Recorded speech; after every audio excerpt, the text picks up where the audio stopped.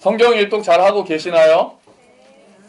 어디 한번 볼까요? 이제는 다 뭐 그런 거 딱 보면 옆을 보면 알 수 있습니다. 어제 굉장히 저 중간에 독보적으로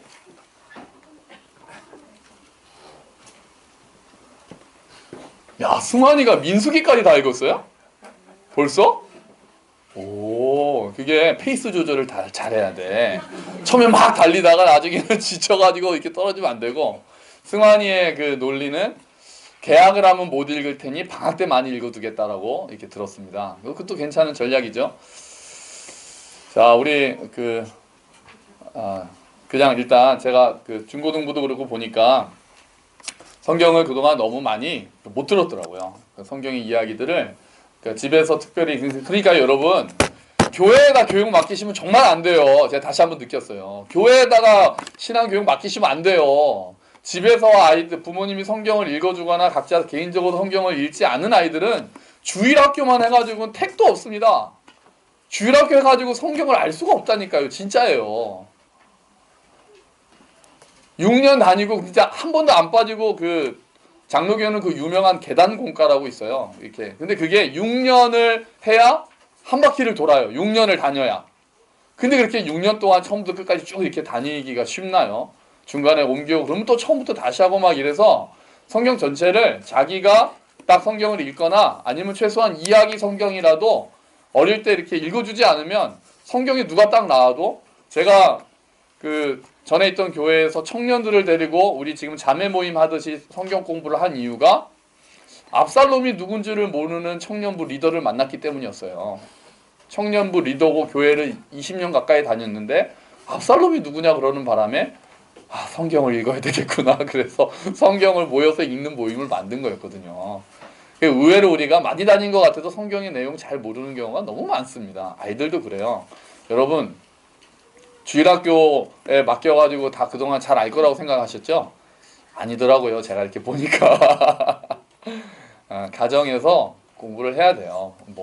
그 가정에서 부모님들이 전달해 주셔야 합니다. 어쨌든 이렇게라도 하니까 어쨌든 또 읽고 또 좀 이렇게 너무 이렇게 경쟁심을 가지시기보다는 약간의 도전 정도만 좋아요. 막 누구 막 이렇게 그러지 마시고 하면서 또 해놓는 거 좋은 것 같아요. 그래서 저도 사실은 지난주까지 안 읽었거든요.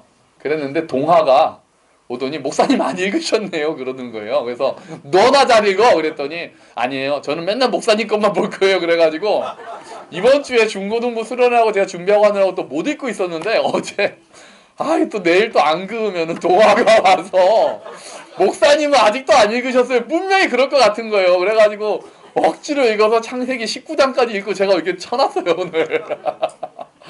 그러니까 이게 은근히 이게 혼자는 이게 안 되는 거예요 잘. 근데 이렇게 또 이렇게 하니까 또 아이들 눈이 있으니까 저 목사도 억지로라도 또 동화를 생각하니까 안 읽을 수가 없는 거죠. 무섭잖아요 아이들의 눈이. 그렇게 안 하면은 이제 그게 잘 이게 안 되는 것 같아요. 그렇게라도 해서 저도 제가 일독을 하면 다 이 영광을 동화에게 돌리겠다. 제가 혹시 성경 일독으로 상을 줄지 안 줄지 모르지만 받게 된다면 이 상은 동화와 나눠야 되겠다는 생각을 하는 거죠. 자, 우리 지난주랑 우리 계속 성경에 대해서 보고 있잖아요. 자, 근데 오늘은 이제 성경이 증언하는 건 뭐냐? 성경의 주제가 뭐냐에 대해서 우리가 나누려고 합니다. 자, 본문은 요한복음 5장은 예수님이 오셔가지고 내가 사실은 하나님의 아들이야. 내가 구원자로 왔어. 이러니까 기존에 유대인들하고 싸움이 붙었습니다. 유대인들이 정신이 나가신 분을 보았나? 말이 이렇게 하니까 되게 어렵네요. 너 정신병자 아니냐? 막 그러면서 증거를 대봐! 딱 이렇게 얘기하죠. 그랬더니 예수님이 증거가 일단은 세례 요한이 나를 증거하긴 하는데 세례 요한의 증거는 너네가 안 받아들여도 상관없어. 좋아. 두 개가 하나님 아버지가 내가 하나님의 아들로 이 땅에 왔다는 거를 나의 아버지께서 친히 증거하시는데 크게 두 가지다 말씀하시는 게 오늘 본문이에요. 첫 번째는 뭐냐? 그게 36절이에요. 36절. 한번 우리 같이 읽어볼까요? 다시요. 내게는 시작. 내게는 요한의 증거보다 더 큰 증거가 있으니 뭐냐? 아버지께서 내게 주사 이루게 하시는 역사 곧 내가 하는 그 역사가 아버지께서 나를 보내신 것을 나를 위하여 증언하는 것이요. 이 말 되게 어렵죠. 우리 주보를 봅시다. 주보를. 메시지 성경을 한번 읽어보자고요. 자, 그러나 참으로 나를 증거하는 증언, 요한의 증언보다 훨씬 뛰어난 증언이 있다. 그게 뭐냐?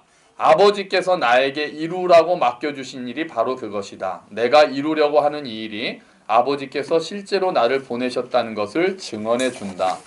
예수님께서 하시는 일이, 예수님께서 지금 하고 있는 일을 보면 야, 정말 이 사람은 하나님이 보내신 하나님의 아들이구나 라고 알 수 있다는 거예요. 특별히 어떤 부분이었냐면은 기적들이었어요. 예수님 이 땅에 오셔서 행하는 기적. 물리를 걸으시고 병든 자를 치유하시고, 그리고 오병이어로 물고기 5마리와 보리떡 2개를 가지고 5,000명을 먹이시고, 이런 표적들을 통해서 야, 이건 진짜, 나중에 더군다나 나사로를 살리시기까지 하잖아요. 죽은 자까지 살리시는 예수님의 기적을 보면서 사람들이 야, 이건 진짜 이 사람은 하나님의 아들이구나 라고 생각할 수 있다라는 거였어요. 그게 첫 번째였어요. 증거가. 그런데 사실 오늘 예수님은 그 이야기를 하려기보다는 제가 또 보려는 거는 두 번째예요. 두 번째는 뭐냐 하면은 바로 우리 성경 다시 가볼게요. 39절입니다. 39절. 성경 39절. 자, 우리 같이 읽어볼까요? 시작. 너희가 성경에서 영생을 얻는 줄 생각하고 성경을 연구하거니와 이 성경이 곧 내게 대하여 증언하는 것이니라. 아멘. 자, 유대인들은 성경에 관한 한 빠삭한 사람들이었습니다. 그 사람들한테 야, 너희 맨날 성경 보잖아. 그럼 여기서의 성경 퀴즈. 구약일까요? 신약일까요? 구약. 아니면 신구약 합친 걸까요? 1번, 2번, 3번. 우리 주일학교만. 구약. 3번이라고 생각하는 사람. 구약. 자, 2명. 2번이라고 생각하는 사람. 구약이야. 자, 쌍둥이가 갈렸습니다. 너는 1번. 구약. 맞아요. 구약. 너 어떻게 그런 확신을 가지고? 유대인들은 그 예수님 못 믿잖아요. 그 사실 이때는 신약이 없었죠. 이때는 신약이 아직 없었어요. 근데 어쨌든 놀라운데. 야, 너희 교회 목사님이 누구시니? 누구시니? 기억이 안 나니? 너희 큰아빠는 누구니? 너희 큰아빠 누구지? 그렇구나. 자, 좋은 큰아빠를 썼어요. 그러니까 지금 예수님이 말씀하시는 거는 유대인들이 구약을 열심히 읽고 있으니까 야, 그 구약이 나를 증거하는 거야 라고 예수님이 말씀하시는 거예요. 그래서 그 이야기를 몇 개를 제가 더 볼게요. 자, 예수님은 계속해서 구약 성경은 나를 증거하는 거라고 말씀하십니다. 하나 볼까요? 자, 우리 같이 읽어보죠. 시작. 모세를 믿었더라면 또 나를 믿었으리니 이는 그가 내게 대하여 기록하였음이라. 아멘. 예수님이 이렇게 말씀하세요. 야, 너희는 모세 오경 진짜 좋아하잖아. 모세 믿잖아. 그런데 왜 나를 안 믿지? 모세가 나에 대해서 썼는데?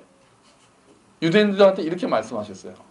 유대인들은 지금도 그걸 받아들이지 않는 거예요. 구약의 모세 율법, 모세 오경, 모세 율법이 예수님은 나에 대해서 썼다. 예수님에 대해서 쓴 거라고 말씀하시는 거거든요. 나중에는 예수님이 부활하신 다음에 어떤 일을 썼습니까? 예수님이 부활하시고 나서 제자들 둘이서 엠마오로 가고 있었습니다. 그런데 누군가 나타나서 왜 너네 이렇게 슬퍼하느냐 그랬더니 소식 못 들었냐? 선지자가 나타났는데 지금 예루살렘에서 죽어서 우리의 마음이 아프다 그랬더니 예수님이 이 사람들 보게나 그러고 뭘 하셨느냐? 자, 그 밤에 이런 걸 하셨죠. 같이 읽어볼까요? 시작. 이에 모세와 모든 선지자의 글로 시작하여 모든 성경에 쓴 바 자기에 관한 것을 자세히 설명하시니라. 아멘. 성경을 가지고, 구약 성경을 가지고, 모세가 쓴 걸, 선지자가 쓴 걸, 성경이잖아요. 구약 성경을 가지고 거기 성경에 있어서 예수님에 대한 거, 이것도 나에 대한 거다, 이것도 하면서 그냥 하룻밤에 성경을 쫙 뚫어주셨다는 거예요. 성경을 예수님께서 친히 저자 직강. 야, 저는 이 성경 공부가 굉장히 궁금해요. 야, 예수님이 오셔서 밤에 성경을, 이 성경이 사실은 다 나를 증거하기 위한 거다라고 직접 해석을 해주신 거예요. 나중에 이 제자들이 뭐라고 합니까? 그분이 정말 주님이셨구나. 그가 성경을 풀어주실 때 우리의 마음이 뜨겁지 아니하더냐 그렇게 고백합니다. 이 성경이 그동안 닫혀있는 것 같았던 그냥 글자로 보였던 이 성경이 예수 그리스도를 증언하는 거라는 것을 깨닫고 나자 이 사람들의 마음 가운데 불길 같은 게 타올랐던 거예요. 말씀을 제대로 전하고 제대로 받아들이면 이런 일들이 우리 가운데 일어나는 게 맞는 거예요. 예수님이 이렇게 말씀하셨는데 또 더 나아가서는 심지어는 그 말씀을 이루는 것 자체가 나의 이 땅에 온 목적이라고까지 말씀하시는 장면이 있어요. 자, 요거 한번 볼까요? 같이 읽어봅시다. 시작. 내가 만일 그렇게 하면 이런 일이 있으리라 한 성경이 어떻게 이루어지겠냐 하시더라. 이게 언제냐면 겟세마네 동산에서 마지막 기도를 하시는데 가룟 유다가 로마 병들을 데리고 왔죠. 그랬더니 막 예수님을 잡으려고 하니까 베드로가 칼을 빼서 귀를 잘랐습니다. 말고라는 사람의 귀를 잘랐습니다. 그랬더니 예수님께서 칼을 집어넣어라. 야, 내가 지금 하나님한테 부탁하면은 수만 명의 그 천사들이 못 올 것 같아? 하지만 내가 만약에 그렇게 한다면 이런 일이 있을 거라고 한 성경이 어떻게 이루어지겠니? 그러니까 성경은 예수님이 잡혀서 죽을 것을 이미 예언하고 있다는 거예요. 그리고 그 성경을 이루기 위해서 나는 그냥 다 잡으러 간다. 잡히러 간다. 그러면서 이 모든 것은 선지자들로 말씀하신 글이 이루어지는 것이다. 이렇게 말씀하세요.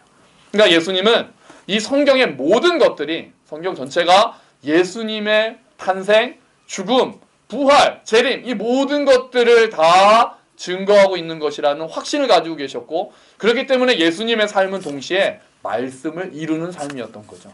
끝까지. 예수님은 그러셨던 삶을 살았던 거죠. 그럼 도대체 구약에 어디에 그리스도가 나와 있습니까? 도대체 우린 구약 우리도 갖고 있어요. 지금도 우린 구약 갖고 있어요. 창세기부터 말라기까지. 구약 어디에 예수님이 숨어 계세요? 어디에 예수 이런 말이 있습니까? 어디에서 우리가 구약에서 예수님을 볼 수 있습니까? 많습니다. 많은데 몇 개만 오늘 보려고 하는 거예요. 자, 물론 여기서 잠깐 조심할 것은 모든 것을 다 예수님이라고 생각하는 것은 좀 무리가 있어요. 구약 자체가 하나님의 역사, 하나님의 어떠한 분이신지, 하나님의 구원, 하나님의 나라에 대한 풍성한 이야기가 있고 그것들이 궁극적으로는 예수님을 왕으로 하는 하나님의 나라이기 때문에 이것들 중에 예수님에 대한 암호 같은 것들이 들어있어요. 근데 뭐든지 다 이것도 예수님, 이것도 예수님 그렇게 하는 거는 조금 무리가 있을 수 있습니다.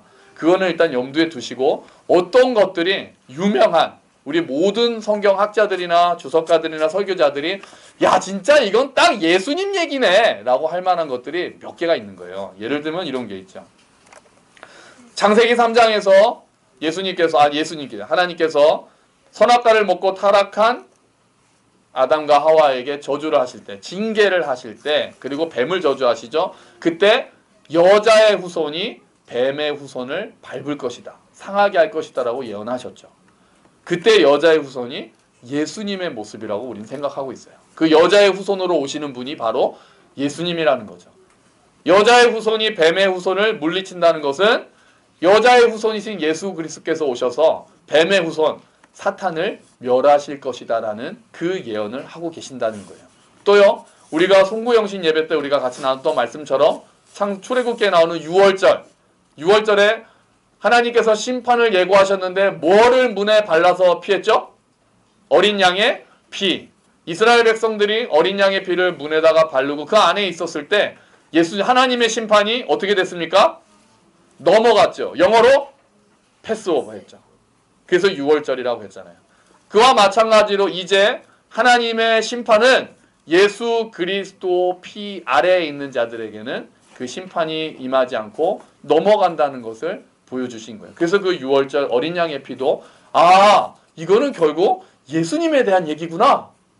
우리에게 향한 심판이 예수님의 피를 보고 넘어간다는 얘기구나. 그러니까 우리가 예수님의 피 아래에 있어야 된다는 이야기였구나. 이게 그냥 양의 피로 넘어간다는 걸로 끝나는 게 아니구나. 라는 것을 알게 된다는 거예요. 심지어는 나중에 바울은요. 광야에서 모세가 쳐서 물이 나온 그 반석도 예수님이라 그래요. 그렇게 바울이 직접 얘기해요. 반석에서 물이 났다. 이스라엘 백성을 물을 먹였던 그 반석이 바로 그리스도다. 무슨 말이에요? 그리스도께서 나중에 성령의 샘물이 너희 안에서 성령이 샘물처럼 솟아난다 말씀하셨거든요. 그래서 그 반석도 그리스도라고 얘기하는 거예요. 구약에 이렇게 예수님에 대한 이야기들이 여기저기에 암호처럼 숨어 있는 거예요. 숨은 그림 잡기처럼. 또는 영화에서 복선을 그렇게 까는 거죠. 제사제도요.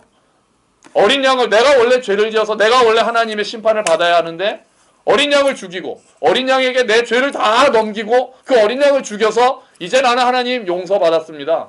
어린 양이 죽었기 때문에 나는 하나님 이제 하나님 나를 용서해 주셔서 감사합니다. 이런 제사 제도도 결국 마지막에 그런 맨날 드리는 제사로 어떻게 할 수 없는 인간의 근본적인 죄악을 예수님께서 다 가지고 가셔서 죽으시고 그것을 믿는 믿음으로 나오는 자들은 구원하시겠다라는 하나님의 약속이 제사제도 안에 들어있었던 거죠. 우리는 레위기를 읽을 때 너무 재미없고 너무 지루하지만 그 안에는 예수님이 숨은 그림처럼 밑바닥에 깔려 있었던 거예요. 그리고 나중에 예언서들로 가면은 조금 더 구체적으로 나오죠. 예수님이 베들레헴에서 태어날 것도 예언되었다고 그랬잖아요. 성탄절날 봤잖아요. 구체적으로 베들레헴에서 예수 그리스도께서 태어나신다는 것도 보았죠. 이사야는 뭐라고 그랬습니까? 그가 채찍에 맞아서 우리가 나음을 입을 것이다. 하나님의 종이 와서 그가 죽음으로 우리가 생명을 얻을 것이다. 예수님이 어떤 사역을 하실 것까지도 구약에 예언이 되어 있었던 거죠. 그리고 마지막으로 하나님의 율법들 자체가 우리를 그리스도께로 인도합니다. 바울은 이렇게 이야기하죠. 한번 읽어볼까요? 시작. 이같이 율법이 우리를 그리스도께로 인도하는 초등교사가 되어 우리로 하여금 믿음으로 말미암아 의롭다함을 얻게 하려 함이라. 아멘. 무슨 말입니까? 율법을 통해서 우리의 뭐를 깨닫게 되는 거죠? 죄를 깨닫게 되는 거예요. 하나님의 율법이 딱 선포되면은 나중에 그 누구도 이만하면 나도 괜찮지 않나라는 생각을 못할 거라는 거예요. 하나님의 율법을 기준으로 내가 저 사람보단 낫잖아요가 아니라 하나님의 심판의 기준이 율법이 딱 주어지고 나면 그 앞에 서는 누구나 아 나는 정말 벌레만도 못하구나. 나는 정말 반역자구나. 정말 내 죄가 하나님 앞에 감히 설 수 없게 하는구나 라는 것을 깨닫게 될 거라는 거예요.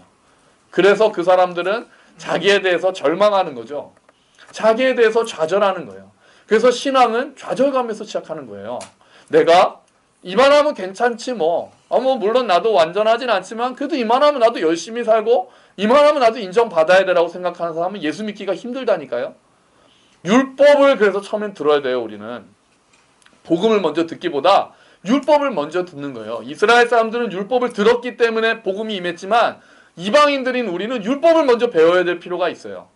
그래서 하나님의 거룩함이 어떠한 것인지를 우리가 들어서 알아야 돼요. 그래서 그게 기준이 됐을 때 야 이걸 누가 어떻게 지킨단 말인가. 어떻게 이런 기준을 우리가 인간이 지킬 수 있단 말인가라고 할 때 나는 정말 하나님 앞에 감히 나아갈 수도 없겠구나 라고 생각을 할 때 그때 복음이 임하는 거예요. 그 율법을 통해서 하나님께 나아갈 수 없고 이제 그 율법을 예수님께서 완성하시고 그거를 믿는 자들 이제 어떻게 하신다고요? 의롭다고 말씀하신다라는 그 복음으로 돌아오는 거예요. 그래서 그 율법은 우리를 결국은 예수님께로 인도하는 초등교사, 옛날에 몽학선생이라고 그랬죠? 초등교사가 된다는 거예요. 우리가 어떻게 내 힘으로는 하나님 앞에 설 수 없다는 걸 알려준다는 거예요. 그리고 그 모든 것을 십자가에서 예수님께서 완성하셨다는 것을 보여준다는 거예요. 그래서 우리는 율법을 통해서도 제사 제도를 통해서도 예언서를 통해서도 모세오경을 통해서도 예수님을 발견하고 예수님께로 나아가는 것이 맞다는 거죠. 신약은요? 신약은 어떻습니까? 신약은 당연히 직접적으로 예수님을 증거합니다. 복음서는 예수님의 삶과 죽음이 어땠는지에 대해서 기록하는 거죠. 사도행전은 예수님이 하나님의 아들임을 증거하는 사도들의 이야기죠. 서신서는요. 예수님이 하나님의 아들이고 구원자라는 것을 증명하기 위한 예수님의 영광에 대한 기록들이죠. 그래서 요한복음에 그 당시 사도들은 아주 그냥 열심히 증거했던 거 딱 이겁니다. 성경에 기록된 그분이 바로 이 예수님이야라는 것을 증명하는데 온 힘을 다했어요. 유대인들은 성경은 이미 알고 있잖아요. 그리고 유대인들은 언젠가 구세주가 메시아가 온다는 걸 알고 있었거든요. 근데 예수님이 직접 왔을 때는 믿어지지가 않았어요. 자기가 이미 생각하던 거랑 다르니까. 그러니까 사도들은 계속해서 너희가 기다렸던 분이 바로 이분이야 라고 그냥 계속해서 이분이 부활하셨어. 이분이 우리를 구원할 분이야. 정치적으로 군사적으로 나중에 그런 게 아니었어. 하나님의 계획은 이스라엘이 그냥 강한 나라가 돼서 주변을 막 다 다스리는 게 아니라 죄에서부터 해방이 되고 우리의 영혼이 자유로워지는 것이 그게 결국 하나님의 나라였어 라고 사도들은 계속해서 이야기를 합니다. 그래서 성경을 써요. 요한이 나중에 이런 이야기를 하죠. 우리 한번 같이 읽어보겠습니다. 시작. 오직 이것을 기록함은 너희로 예수께서 하나님의 아들 그리스도이심을 믿게 하려 함이요.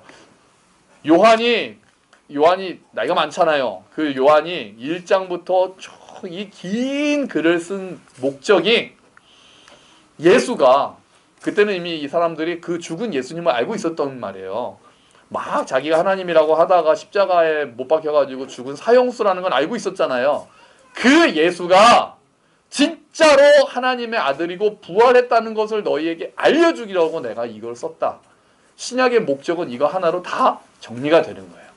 그분이 너희로 예수께서 하나님의 아들 그리스도이심을 알게 하려 함이라. 이게 요한복음의 목적이면서 성경의 목적이 되는 거예요. 그러면 우리가 두 개를 조금 단순화시켜서 구약의 주제를 딱 요약하라. 신약의 주제를 딱 요약하라 그러면은 굉장히 풍부한 얘기를 없앨 수밖에 없지만 예수님을 중심으로 해서 딱 요약하면 이렇게 돼요. 구약은 어떻게 되겠습니까? 자, 읽읍시다. 예수님이 오실 거야. 이 구약의 주제예요. 구약의 주제. 뭐 사실 훨씬 많죠. 뭐 하나님의 구원 역사 뭐 어떻게든 우리가 할 수 있을 텐데 예수님을 중심으로 딱 우리가 정리를 한다면 이거예요. 여러분, 그럼 퀴즈. 신약은 뭐라고 할까요? 뭐? 예수님이 오셨다. 예수님이 오셨어요. 넌 또 이거 봤지? 야, 진짜 너 컨닝하지 말라니까. 주원이가 맞은 거지. 자, 따라합시다. 신약은 이겁니다. 시작. 예수님이 오셨어요. 예수님이 오셨어요. 이게 신약의 주제가 되는 거예요. 구약은 예수님이 오실 거야. 신약은 예수님이 오셨어요. 요한계시록은요? 예수님이 다시 오실 거야. 이거죠. 다시 오실 거야. 이게 요한계시록의 주제가 되겠죠. 이렇게 구약과 신약 모두 예수님을 증거하고 있는 거죠. 그런데요. 성경은 자, 그렇게 예수님이 오실 거라 그래놓고 오셨구나. 성경을 읽고 그래 예수님이 오셨구나 하고 끝나는 게 아니에요. 그렇게 해서 끝나는 게 아니에요. 왜냐하면 그 예수님이 어떤 분이냐면 죽음에서 부활하셔서 지금도 살아계시는 분이기 때문에 달라져요. 그러니까 이게 예수님이 무슨 이순신 장군에 대한 위인전이다 이런 것과 차이가 여기서부터 또 갈리는 거예요.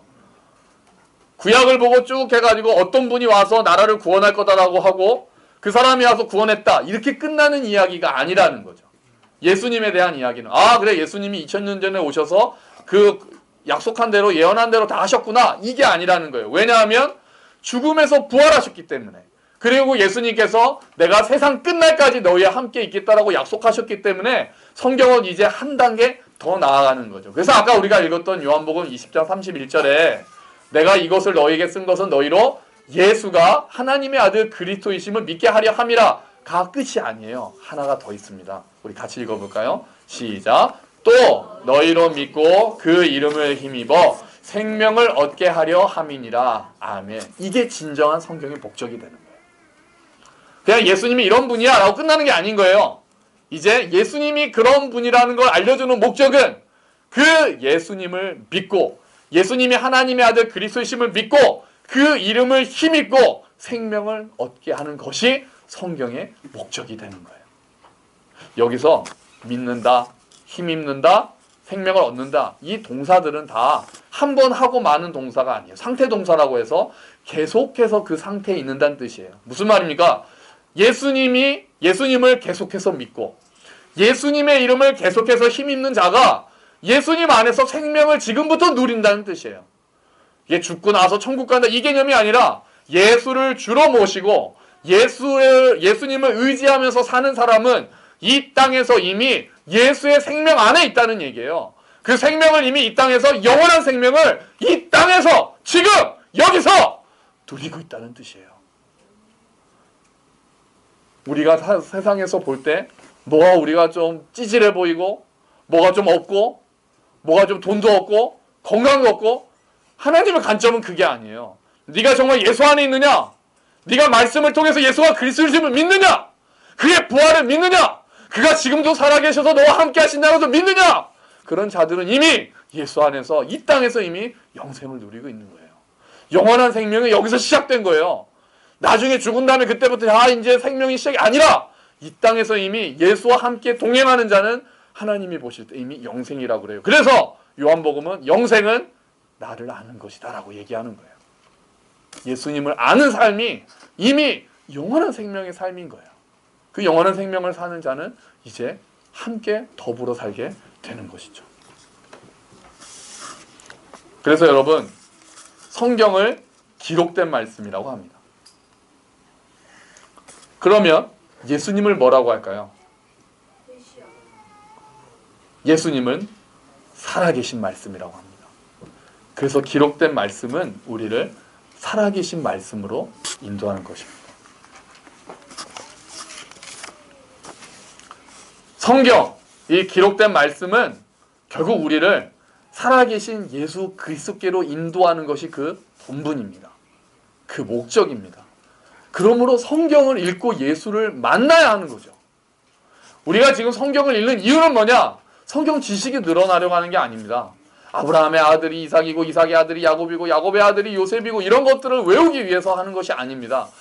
이렇게 다윗이 훌륭했으니까 나도 열심히 해서 골리앗을 이길 거예요. 이런 것을 결단하라고 하는 것도 아닙니다. 물론 그런 것들이 필요하고 우리의 삶을 풍성하게 하겠죠. 하지만 더 중요한 것은 그 말씀을 읽고 정말 내 인생의 목적이 무엇이었고 내가 어디서 왔는지를 알고 내가 지금 어디를 향하여 가는지를 알고 나의 실존적인 문제가 어떤 건지를 알고 이것을 해결하기 위해서는 생명이신 예수 그리스도께로 나아가야 하는구나 라고 깨달을 때 그것이 바로 성경이 자기의 본분을 다한 거죠. 그때 너 정말 성경 잘 읽었구나 라고 하나님께서 칭찬하시는 겁니다. 어떤 분은 이렇게 비유를 했어요. 그래서 성경을 뭐에다 비유했냐면은 처방전이다. 성경은 처방전이다.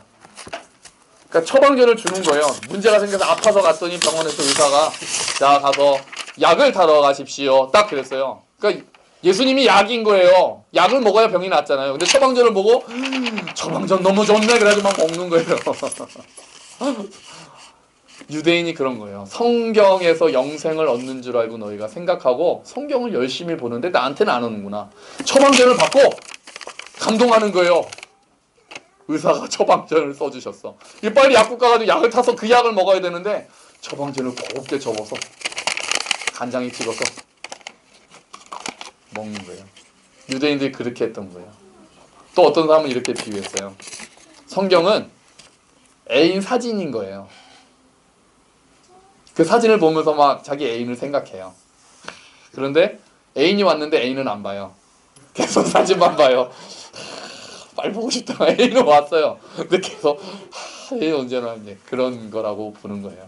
성경을 통해서 예수님께로 나아가지 못했던 유대인들은 이런 모습이었던 거예요. 처방전을 약으로 생각하고 씹어 먹거나 그 주인공을 나아가지 않고 그 사진만 보고 야 사진 정말 마음에 든다 하고 있거나 그런 모습이라는 거죠. 여러분 지금 우리가 이거 하잖아요. 성경을 읽는 이유가 그리고 이것을 통해서 나 성경 이래봬도 나 성경 40도 간 사람인데 뭐 이렇게 교만해진다거나 아니 뭐 그게 성경에 있는 건지도 몰랐어? 뭐 이렇게 한다거나 그게 우리를 교만하게 한다거나 그게 우리를 다른 사람보다 우월감을 주게 한다거나 그리고 성경 지식 많은 거 가지고 목사님 설교 들으면서 저 목사님 너무 성경적이지 않은데? 물론 이거 필요한 이야기입니다만 그게 정죄하는 기능으로만 사용한다면은 우리가 처방전을 먹고 있는 거랑 똑같아요. 우리가 성경을 통해서 예수님을 만난다면 어떻게 되겠습니까? 성경을 읽을 때마다 예수님에 대한 믿음이 커지는 게 맞는 거예요. 성경을 읽을 때마다 겸손해지는 게 맞는 거예요. 성경을 읽을 때마다 사랑하는 게 맞는 거예요. 그게 예수님을 만난 자들의 특징이잖아요. 진리는요, 성경이 말하는 진리는, 교회가 말하는 진리는 그냥 객관적으로 혼자 있는 진리가 아니에요. 예수님이 진리이기 때문에 성경을 통한 진리는 인격적인 진리예요. 나와 오늘 사귀는 진리라고요. 그래서 오늘 우리가 말씀을 묵상할 때는 하나님의 마음을 읽게 되는 거예요. 2000년 전에 이런 일이 있었구나가 아니라 그 동일하신 하나님의 마음을 읽게 되는 거예요. 아모스서요. 요새 아침 묵상하면서 막 심판하는 하나님을 보면서 어떨 때는 두려운 거예요. 혹시 내가 같은 죄악에 빠져 있지는 않은가? 나도 혹시 이런 동일한 심판 아래 하나님이 지금 보시면서 애통해 하시는 것은 아닌가 두려울 때가 있는 거예요. 위로의 말씀을 보고는 지금 나에게 힘내라고 하시는 하나님을 생각할 수 있는 거예요. 지금 내가 고민하고 있을 때 이렇게 하는 것이 원리에 맞다라고 하나님이 주시는 지혜를 보게 되는 거예요. 그렇게 오늘 나와 교류하는 진리인 거예요. 그냥 우리가 공부해가지고 머리에 쌓이는 진리가 아니라 내 삶을 통해서 경험하는 진리가 성경을 통한 진리예요. 그게 주의 말씀인 겁니다. 할렐루야. 그래서 이 성경이 이제 우리를 읽어요. 내가 성경을 읽는 것으로 끝나는 게 아니에요. 성경을 읽다 보면 이 성경이 나를 읽기 시작해요. 내가 어떤 자인지를 드러내요. 내 안에 숨어있던 욕망을 드러내요. 겉으로는 괜찮은 척했던 모습이 사실은 아니었다는 것들을 드러내요. 그리고 이야기해요. 예수께로 가라. 예수께로 가라. 길이고 진리고 생명이고 하나님의 아들이시고 어린 양이시고 우리의 가장 좋은 친구이신 예수께로 가라고 가르쳐주는 것이 이 성경인 것이죠. 우리 모든 성도님들이 진짜 성경을 통해서 예수님을 더욱 알게 되기를 주님의 이름으로 축원합니다. 하나님의 마음을 더 알게 되기를 주님의 이름으로 축원합니다. 말씀을 통해서 살아계신 말씀과 기록된 말씀을 통해서 살아계신 말씀과 교제하는 일들이, 그래서 오늘 나에게 뭐라고 말씀하시는지, 오늘 나를 바라보는 하나님의 마음이 어떤 것인지 날마다 교류하는 삶이 되시기를, 그런 제가 되고 그런 모든 여러분들이 되시기를, 그래서 점점 더 그리스도를 닮아가고 점점 더 하나님의 마음을 알게 되고 결국은 이 성경을 덮으면서 정말 예수께서 나의 주인이십니다라고 생각하며 그 예수님을 중심으로 나의 삶을 놓는 놀라운 일들이, 그렇게 우리의 삶의 중심이, 우리의 삶의 목적이, 우리의 삶의 방향이 바뀌는 놀라운 일들이 우리 모든 성도들 가운데 일어나기를 주의 이름으로 축원합니다. 아멘. 같이 기도합시다.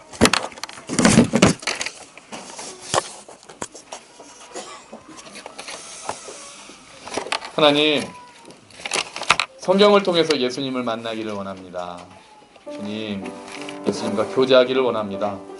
기록된 말씀을 더 가까이 하기를 원합니다. 그런데 그 기록된 말씀 가까이 하는 것 자체로 멈추는 게 아니라 살아계신 말씀을 만나기를 원합니다. 하나님의 마음을 알게 하시고 예수님과 교제하게 하시고 닮아가게 하여 주시옵소서. 같이 기도합시다. 주여,